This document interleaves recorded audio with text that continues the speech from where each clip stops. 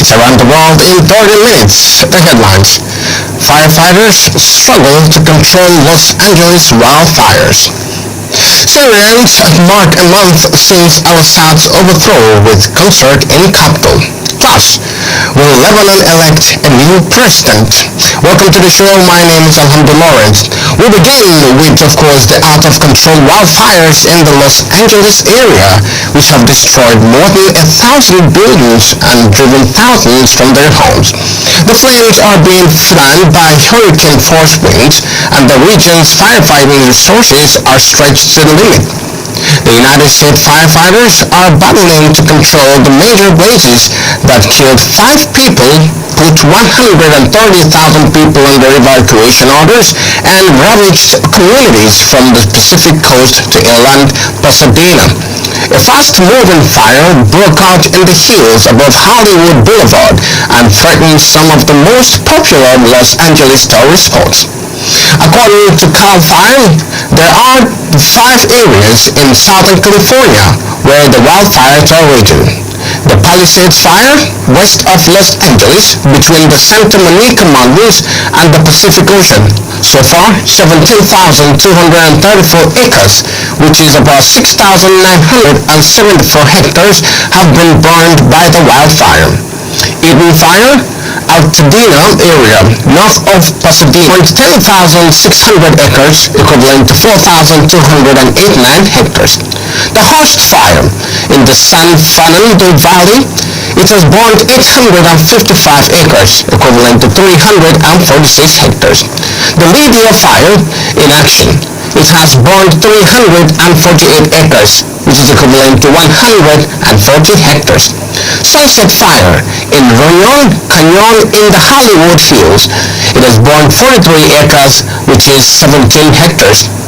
At least 40% of the Lydia Fire has been contained, and 10% of the Host Fire has been contained as well. The remaining 3 fires are currently at 0% containment. Meanwhile, President Joe Biden has cancelled his upcoming trip to Italy to focus on the federal response to the Los Angeles wildfires, the White House said. After returning this evening from Los Angeles, where earlier today he had met with police, fire, and emergency personnel, President Biden made the decision to cancel his upcoming trip to Italy to remain focused on directing the full federal response in the days ahead. Press Secretary Karen Jean-Pierre said in a statement, Biden was due to travel to Italy from Thursday to Sunday for his likely final presidential overseas trip.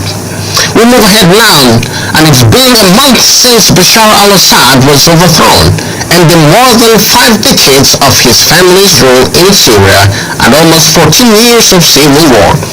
Al-Assad escaped to Russia on December 8 and has not been seen since then.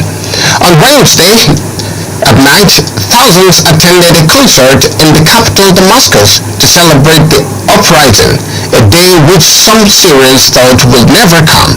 People gathered at the basketball center in the heart of the city for the celebratory concert, marking 1 month of relative calm and stability.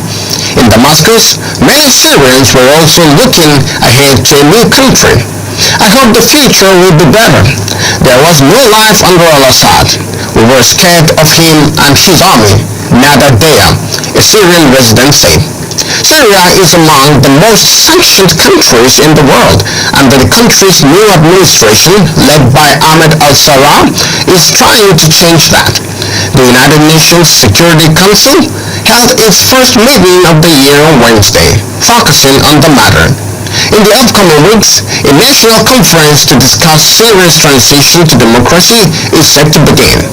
Meanwhile, U.S. officials have also begun talks with Qatar and the United Arab Emirates about relaxing financial restrictions on Damascus, provided the new government cut ties with Russia and Iran and offers political stability.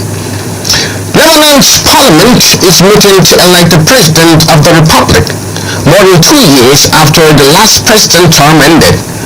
Lebanese political parties and leading figures have been in touch with foreign officials as discussions intensified over who will take the top job. Parliament hasn't managed to find a consensus candidate. Despite the many crises Lebanon has suffered recently, political parties prioritize their interest over the public good, which will be served by a stable government. Israel's war on Lebanon at the end of 2023 derailed all thoughts of choosing a president, as Israel killed and displaced thousands of people and the caretaker government scrambled to cope. In Lebanon, Parliament elects the president with candidates campaigning among political blocs and members of parliament. Not the Lebanese electorate are involved in that. Lebanon has 128 members of parliament, and a candidate needs a majority with at least 86 votes.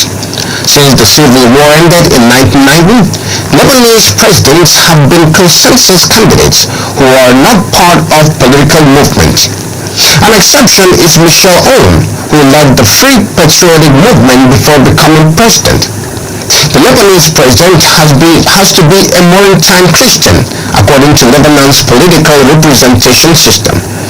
The current leading candidate is the head of Lebanese Army, General Joseph Aoun, who seems likely to pass the 86-vote threshold. His name has been in the conversation for more than a year, and he also has support from the international community. Aoun wouldn't be the first army chief to become president. Emil Lahoud, president from 1998 to 2007, Michel Sleiman, 2008 to 2014, and Michel Aoun, 2016 to 2022, were also chiefs before becoming president, with Lahoud and Sleiman becoming president directly after leading the Lebanese armed forces. Aoun is no relation to former President Michel Aoun. It's just a common name in Lebanon. And to move ahead to Ukraine now, where Ukrainian forces launched a new surprise offensive inside Russia, expanding their salient in Kursk towards the north and east as Kyiv's counter-invasions passed its 5-month mark this week. Geolocated footage showed Ukrainian forces moving from their base in Suda towards Brodny, capturing fields and entering the settlement on Sunday. By Monday, Ukrainian forces had also captured the settlements of Ryskoy, Porykony, and Novostinsky. All three settlements lie on the main road between Suda and the regional capital Kursk. Russian military bloggers said Ukrainian forces also held the settlements of Maksinovka, Klakosko, Porychony, and Mikhailovka. Ukrainian forces were reported to have advanced in 3 waves using company-sized assault backed by armored vehicles, the Russian bloggers say. One of the reasons for their success appeared to be the effective use of electronic warfare. Explosions were reported at an aviation technical base in Kursk itself, about 70 kilometers 40 miles from Ukrainian-held areas. The Kursk military operations headquarters claimed to have shot down more than 1 Ukrainian missile, suggesting others got through. Reports Ukrainian forces are using long-range fires to interdict Russian rail areas and EW to degrade Russian drones in support of Ukrainian mechanized advances indicate that Ukrainian forces operating in Kursk are employing more effective combined armed tactics, wrote the Institute for the Study of War, a Washington-based think tank. In addition to missiles, Ukraine has used long-range drones of its own built to attack Russian energy assets. A Ukrainian drone hit a terminal for gas condensate transshipment in the port of UST Luka near Leningrad on Saturday, causing a massive fire. Ukrainian officials have listed a number of reasons for the counter-invasion, chief among them the occupation of tens of thousands of Russian servicemen who would otherwise be attacking Ukrainian soil. Moving ahead, European officials have warned Donald Trump against threatening sovereign borders after the US president-elect refused to rule out military action to seize Greenland. The rebukes on Wednesday were led by German Chancellor Olaf Scholz, who said the principle of inviolability of borders applies to every country, no matter how powerful. He added Trump's statements a day earlier had sparked notable incomprehension among other European Union leaders he had spoken with. Borders must not be moved by force. This principle applies to every country, whether in the East or the West, Scholz later wrote on X. In talks with our European partners, there is an uneasiness regarding recent statements from the US. It is clear we must stand together. France's Foreign Minister Jean-Noël Barrot also weighed in on Wednesday, saying Greenland was European territory and there was no question of the EU letting other nations in the world, whoever they may be, attack its sovereign borders.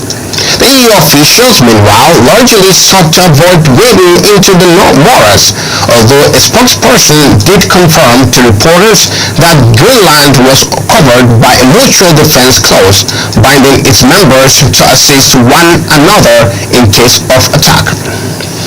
An Italian journalist, Cecilia Sala, has been released by Iran after 3 weeks in jail and returned home. Italian Prime Minister Giorgia Meloni and Foreign Minister Antonio Tajani were on hand to greet the 29-year-old as she flew back into Rome on Wednesday, highlighting the political importance attached to her case. Salah, a writer and podcaster, had been working with a regular journalist visa when she was detained in Tehran on December 19, accused of violating the laws of Islamic Republic. Tehran has denied speculation that her arrest was linked to Rome's detention of an Iranian businessman that the United States accuses of involvement in an attack on its military. The news that Salah had been released met cheers in Italy, where her plight had dominated headlines. Lawmakers held the successful negotiations to bring her home, illustrating the strength of the political gain for Meloni. Just to keep on the breaking news, of course, we have heard that Chad has already been attacked by the gunmen in their presidential villa. This was done yesterday as some gunmen struck into the capital and of course headed to the presidential villa. But it has been put in control at the moment and everything is being brought to calm, explained the foreign minister. This has been the world around 30 minutes with me, Alhamdulillah. Thank you for listening, and it's bye for now. Thank you.